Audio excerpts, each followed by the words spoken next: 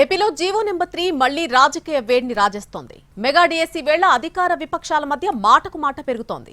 ఈ లొల్లి ఎలాంటి మలుపులు తిరుగుతుంది అన్నది ఆసక్తిగా మారింది.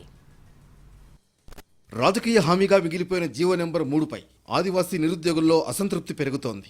మెగా డిఎస్సీ విడుదలైన సందర్భంగా వారికి రావాల్సిన ఉద్యోగాలు నష్టపోతామేమోననే ఆందోళన ఎక్కువైంది. సుమారు 16,000 టీచర్ పోస్టులు భర్తీ చేస్తుండగా వీటిలో దాదాపు 400 గిరిజన ప్రాంతాలకు దక్కాల్సి ఉంటుందనేది అంచనా. జీవో నెంబర్ 3పై స్పష్టత ఇచ్చిన తర్వాతే ప్రక్రియను కొనసాగించాలని నిరుద్యోగ సంఘాలు కోరుతున్నాయి.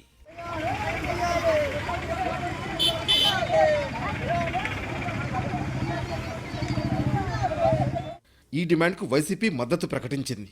దీంతో జీవో నెంబర్ 3 అంశం మరోసారి వేడి రాజేస్తున్నట్లే కనిపిస్తోంది.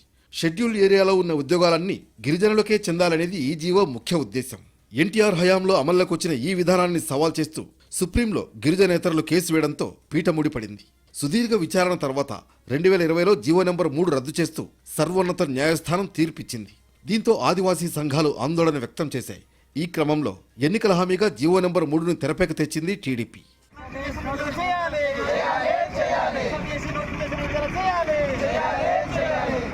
అయితే అధికారంలోకి వచ్చిన ఈ 11 నెలల కాలంలో ఆదివాసీ నిరుద్యోగులను కనీసం ప్రభుత్వం పట్టించుకోవడం లేదనేది వైసీపీ ఆరోపణ.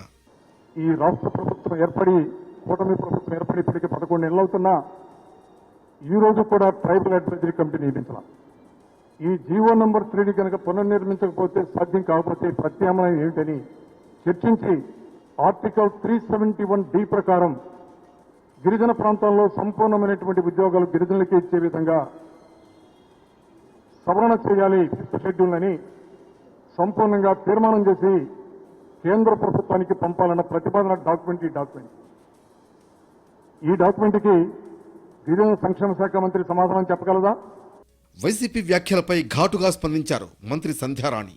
విశాఖలో జరుగుతున్న ఆదివాసీ ఆర్చరీ పోటీలను ప్రారంభించిన ఆమె అసలు జీవో నెంబర్ 3ను చంపేసిన పాపం వైసీపీదేనని మండిపడ్డారు. మొత్తానికి జీవో నెంబర్ 3 చుట్టూ రాజకీయం తిరుగుతూ ఉండడంతో ఏం జరుగుతుందన్నది ఆసక్తిగా మారింది.